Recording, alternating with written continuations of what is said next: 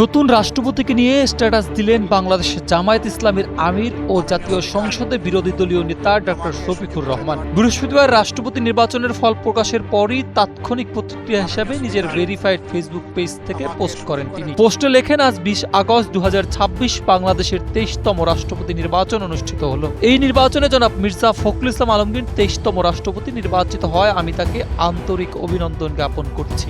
বিরোধী দলীয় এই নেতা আরও বলেন, আগামী দিনগুলোতে রাষ্ট্রের অভিভাবক হিসাবে ইনসাফ কায়েম, গণতন্ত্রকে সমুন্নতকরণ এবং দেশের স্বাধীনতা ও সার্বভৌমত্ব রক্ষায় তিনি তার সর্বোচ্চ যোগ্যতা ও প্রজ্ঞাকে কাজে লাগাবেন বলে আমি আশাবাদ ব্যক্ত করতে চাই। আমি নবনির্বাচিত মহামান্য রাষ্ট্রপতি জনাব মির্জা ফখরুল ইসলাম আলমগীরের সুস্বাস্থ্য ও দীর্ঘায়ু কামনা করছি। রাষ্ট্রপতিকে অভিনন্দন জানিয়ে জামায়াত আমিরের এই পোস্টটি মুহূর্তেই ভাইরাল হয়। সোয়ান প্রপার্টিজ লিমিটেড তৈরি করছে নিরাপদ, স্বাচ্ছন্দ্যময় এক নতুন ঠিকানা। সোয়ান গ্রুপের একটি পণ্য।